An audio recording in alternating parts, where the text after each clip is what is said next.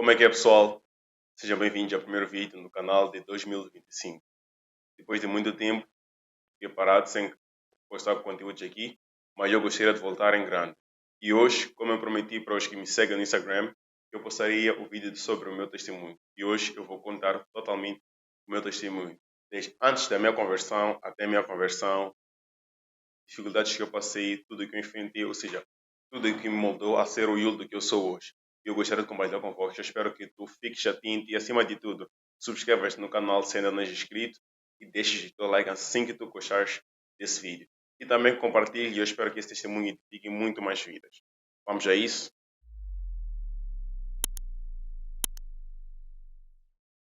O meu testemunho começa desde a minha infância. Por que desde a minha infância? Porque eu acho que foram as coisas que começaram, que me fizeram com que eu desenvolvesse muito rápido. Por quê? Porque eu fui uma criança que não cresceu com uma imagem de paternidade dentro de casa. Não sei até hoje, né? Não conheço até hoje meu pai, mas isso influenciou muito na minha infância. Por quê? Porque eu era uma criança muito sonhadora e colocava muita expectativa nas pessoas. E como toda criança, né? Toda criança nasce num mar de rosas, que a vida é um mar de rosas, mas eu aprendi a ver a vida de uma forma diferente muito cedo. Por quê? Porque eu via aquilo que era lá das outras crianças. Tinham pai, tinham mãe, eles viviam cercados de amor, né? Dentro da escola eu via meus colegas irem ser buscados com seus pais, com suas mães, e para mim aquilo, eu também desejava aquilo. Tipo, eu colocava na cabeça que aquele dia ia chegar, mas eu via que o dia nunca chegava. E aquilo começou a desenvolver em mim uma autorrejeição. Eu já começava a me autorrejeitar, tipo, sempre me inferiorizar também, me colocando sempre abaixo das pessoas. E para aquela criança que devia sonhar, sempre estar com expectativas altas com a chegação de junho, algo do gênero, eu comecei a não sonhar muito mais com isso. Tipo, eu comecei a colocar o pé no chão desde cedo. Eu lembro que uma vez eu fui ter com minha mãe, acho que estava na véspera de 1 de junho, e minha mãe me disse uma coisa muito dura aqui, mas aquilo me fez acordar. Acho que eu estava com meus 8 ou 7 anos de idade. Eu lembro que eu fui falar com minha mãe. Eu disse, mãe, um dia a chegar, eu quero isso, eu quero aquilo, eu quero aquilo. Minha mãe me disse assim, teus colegas têm pai e mãe, tu só tens a mim. Naquele momento, epá, aquilo não teve um grande efeito assim na minha vida, mas à medida que eu fui crescendo, aquela frase sempre ficou na minha cabeça. Aquele capítulo sempre ficou na minha cabeça. E isso me fez com que eu começasse a me inferiorizar diante das outras crianças. Tipo, pá, os outros têm, eu não tenho. Os outros têm condições, eu não tenho. Os outros têm aquilo, eu não tenho. Então isso me fez com que eu me sentisse inferior aos outros. E claramente, onde há inferioridade, há muitas que nós vamos desenvolvendo ao longo do tempo. Mas uma das coisas que me fez ser a pessoa que eu sou, que influenciou muito, foi a questão da paternidade. Eu cresci a desenvolver uma certa mágoa pelo meu pai. Tipo, eu não conhecia ele, então isso para mim sempre foi algo que me doeu muito. Porque há muitas coisas que eu gostaria de ter realizado, mas não pude realizar porque eu não conhecia meu pai, eu não tinha meu pai, eu era diferente das outras crianças. E aquilo, eu cresci, me tinha uma mágoa muito grande no meu coração. E eu lembro que aos meus 12 anos, por aí, eu decidi para mim mesmo, eu disse, pá, eu não tenho pai e eu vou provar a mim mesmo que eu consigo fazer as coisas sem presença de um pai. Eu vou provar para mim mesmo que eu sozinho vou conseguir vencer, sozinho vou conseguir realizar as coisas que eu tanto desejo realizar. Mas para mim ao longo do tempo se tornou um ciclo vicioso que eu achava que estava avançando, mas na verdade não avançava, né? E eu andava como uma criança muito magoada. Eu lembro que na primária eu sofria muito bullying e aquilo também me fazia me sentir muito mais bad ainda, tipo, muito mais para baixo. E eu comecei a desenvolver a depressão ainda aos 11, 10, 12 anos. Né? E eu cresci sempre depressivo. E sempre cresci com essa mágoa dentro do meu coração. Tipo, foi algo muito, mas muito difícil.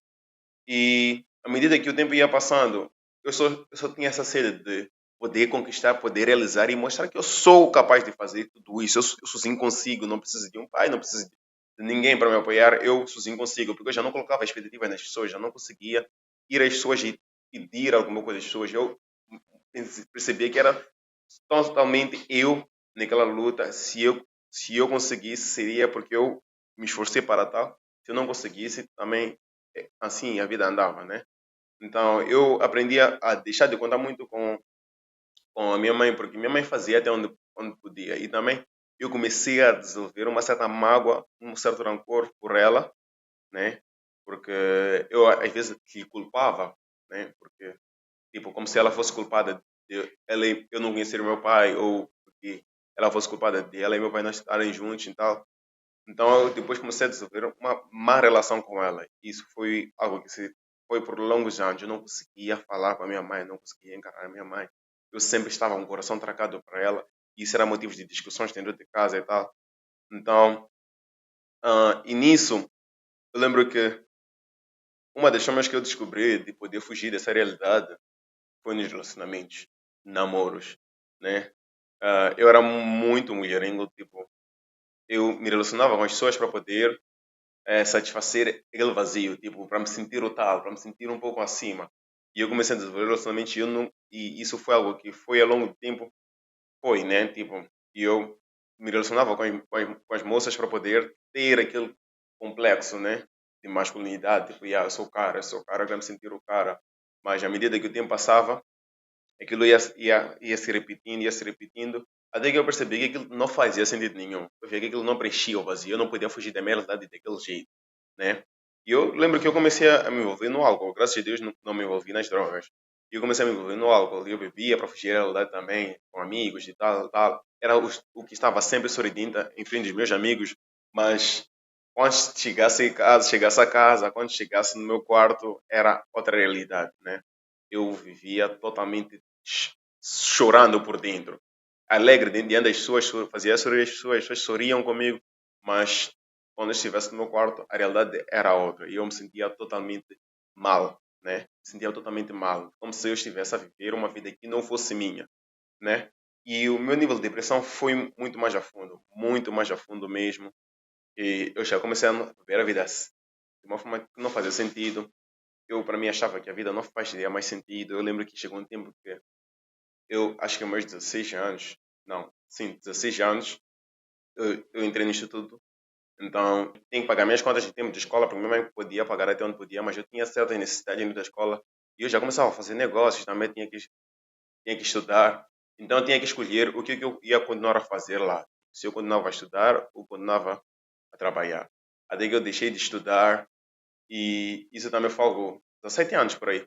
Isso foi algo que também me trouxe um motivo de depressão, porque eu via as coisas como se eu tivesse tomado a pior decisão da minha vida e eu via os outros avançar e tal. Então, foram várias coisas acumuladas que foram desenvolvendo esse complexo de depressão em mim, até que eu já estava numa depressão muito avançada, que já não queria me relacionar com ninguém, já não queria ver a ninguém, já não queria falar com ninguém. E aquilo foi o balde de água para mim. Aquilo foi um momento em que eu até pensei em tirar a minha vida. Várias vezes pensei em tirar a minha vida. Tipo, ficava totalmente no quarto, já não queria sair e tal. E foram muita coisa, mas tudo isso por causa de uma coisa, a falta de paternidade. Tipo, aquilo foi algo que mexeu comigo durante toda a minha vida. Eu sempre andava com mágoa por causa disso. Eu não via essa mágoa que havia dentro de mim, esse rancor que havia dentro de mim. E isso vinha se repetindo, vinha se repetindo. Eu lembro que passava noites a chorar, passava noites deprimido. A vida já não fazia sentido nenhum. E eu lembro que uma das vezes eu fiquei durante um mês ou 2 meses dentro de casa, somente só ia para fazer as coisas básicas, mas não saía para me relacionar com as pessoas, nem ia ter com amigos e tal. Era só quarto a todo momento. E aí, noite, para mim, o quarto tinha que estar escuro. E foram momentos de muita luta com a minha mente. Foi um momento de muita luta. E eu queria mesmo, via como solução o suicídio, né? Eu via que o suicídio era a melhor solução ali naquele momento, porque eu podia me livrar daqueles problemas, podia fugir daquilo de uma vez por todas. Tipo, a vida já não fazia mais sentido. E foi daí que, na verdade, eu sempre acreditei em Deus. Eu sempre acreditei em Deus, mas naquele momento era tipo, eu sempre quis de Deus, eu sempre queria de Deus, tipo, Deus, eu quero conhecer. Eu lembro que uma vez tentei me converter sozinho e não deu certo, mas eu sempre quis, eu sabia que havia uma vida em Deus. E naquele tempo, para mim, eu só vivia no quarto ouvindo pregações. Tipo, não estava convertido, não tinha o entendimento de quem é Deus, mas eu só via pregações, pregações me faziam bem. tinham aquele certo efeito naquele momento, porque eu não tinha Espírito Santo em mim, então aquilo só tinha efeito naquele momento. Assim que eu desligasse a tela do celular, voltava à minha realidade, tipo, de depressão, né? E o tempo passava, o tempo ia passando, e à medida que o tempo ia passando, chegou um tempo em que eu disse para mim, e disse para Deus, eu disse, Deus, eu vejo que a vida já não está fazendo muito mais sentido. Eu falei assim com Deus, eu não tinha o costume de orar e tal, mas eu falei assim com Deus, eu disse, Deus, a vida já não faz sentido para mim.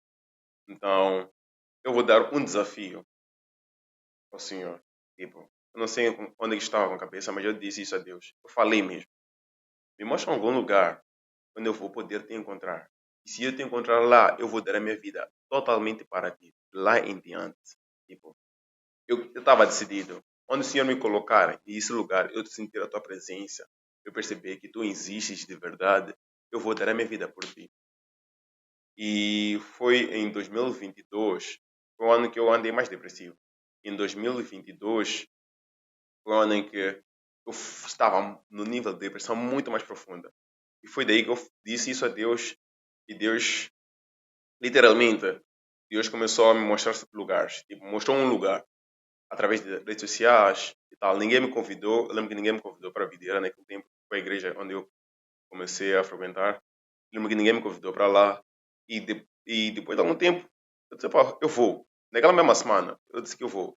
E o mais incrível, eu fui para uma vigília. Então, eu naquele dia, eu disse à minha mãe, eu vou para a vigília. Foi tipo assim, vigília. Então, foi algo muito estranho, mas eu fui, numa sexta-feira, eu pedi que alguém me desse algumas coordenadas para que eu chegasse lá. E quando eu fui à vigília, não foi, tipo, não aconteceu assim algo sobrenatural, tipo, na minha vida. Né? Eu falo mais no sentido de ter aquelas sensações, a presença de Deus e tal. Mas eu vi, tipo, eu cheguei naquele lugar e eu vi jovens, tipo, adorando, louvando a Deus. E eu fiquei tipo, mano, isso afinal existe em Moçambique. Tipo, eu estava surpreso porque eu não conhecia aquele mundo. E quando eu vi aquilo foi o motivo de eu olhar para ali, eu ficar tipo, Deus, eu quero isso para minha vida. Eu quero viver isso para minha vida. E lembro que eu, quando eu saí da vigília, volta das 5 e tal, cheguei num ponto em que eu estava na estrada e eu disse a Deus, a partir de hoje eu decido dar a minha vida para ti e viver totalmente para isso. E desde aquele dia, desde o dia que eu decidi isso, nunca mais eu fui. Tipo, desde o dia que eu decidi isso, eu decidi completamente dar a minha vida para o Senhor. E eu comecei a viver totalmente para o Senhor. E foram tempos em que o Senhor começou a me curar de muita coisa. O Senhor começou a me curar de muita coisa, de diferentes formas. E ao longo do tempo, não foi algo assim repentino, foi algo gradual, né? Eu lembro que fui ao meu encontro com Deus e a coisa que mais me impactou no encontro com Deus, no evento do encontro com Deus, foi a cura da alma, o liberar o perdão. Mano, foi muito desafiador para mim eu ter que liberar perdão para quem me magoou durante toda a minha vida. E eu fiquei tipo, yeah, isso, eu quero que o Senhor trabalhe em mim, então eu vou ter que liberar esse perdão. E liberei de coração mesmo. Foi naquele dia que eu disse, eu perdoo meu pai.